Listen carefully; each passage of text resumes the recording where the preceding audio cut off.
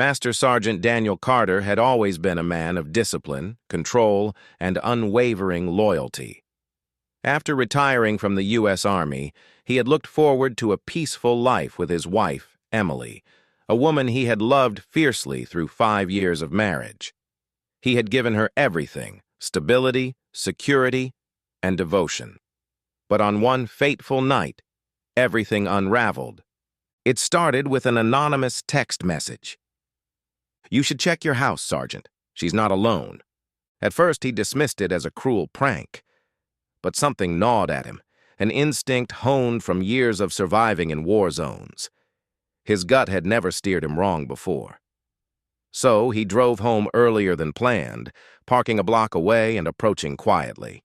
The front door was unlocked, a bad habit of Emily's, one he had warned her about countless times. His heart pounded as he moved through the darkened hallway. Laughter, soft, intimate, drifted from their bedroom. A voice that wasn't his murmured something low, followed by a breathy giggle.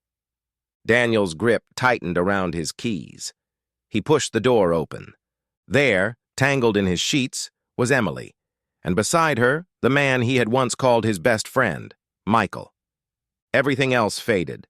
The humming of the ceiling fan, the distant honk of a car outside, even his own heartbeat.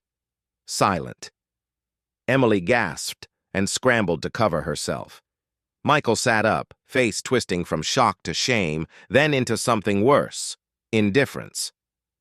"Dan!" Michael started, but that was all he managed before Daniel's fist connected with his jaw, sending him sprawling off the bed. Emily screamed, covering herself with the sheet. "Stop! Please!" But Daniel wasn't listening.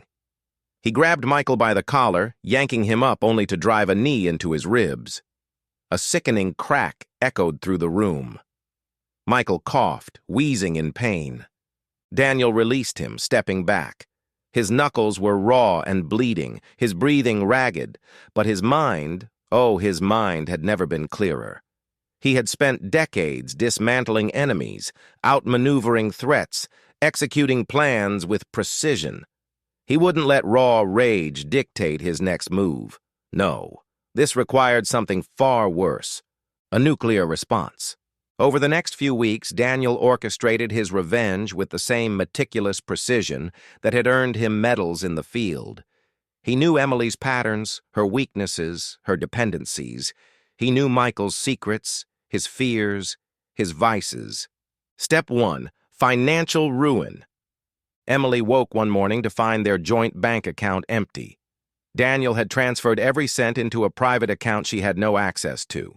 He filed for divorce, ensuring she walked away with nothing. Their house, legally his. Her car, gone. It had been in his name. She was left with nothing but the betrayal she had chosen. Michael, on the other hand, faced a different kind of reckoning. Daniel compiled every scrap of dirt he could find: unpaid debts, extramarital affairs, even fraudulent dealings in his business. He sent it all to the right people: Michael's boss, his clients, his other girlfriend. Within days, his reputation was in ruins. Job gone, relationship over, future destroyed. But Daniel wasn't done. Emily received an invitation to a charity gala she had been dying to attend. Except when she arrived, all eyes were on her for the wrong reasons. Photos, texts, and videos of her affair had been sent to every guest. She fled, humiliated, her social life in shambles, and just when she thought it couldn't get worse, she came home to find movers emptying the house. "Where am I supposed to go?" she sobbed, mascara streaking down her face. Daniel stood on the porch, arms crossed. "Not my problem." She tried one last plea. "Dan, I made a mistake." He stared at her, the ghost of a smirk on his lips. You made a choice. And with that, he turned and walked away, never looking back.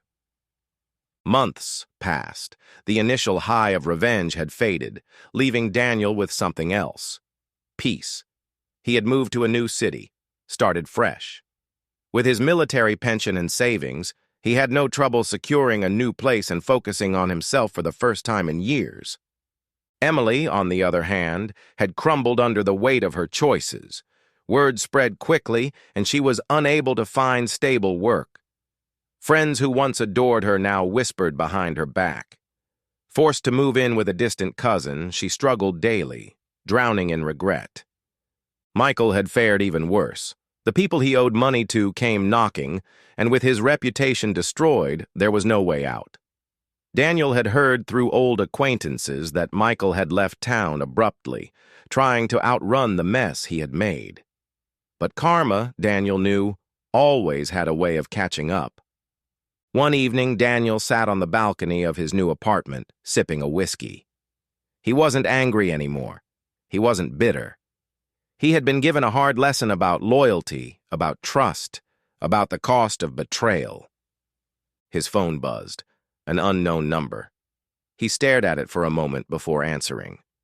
A shaky voice came through. "Dan, it's Emily." He didn't say a word. I don't know what to do," she whimpered. "I lost everything. You were right. I messed up.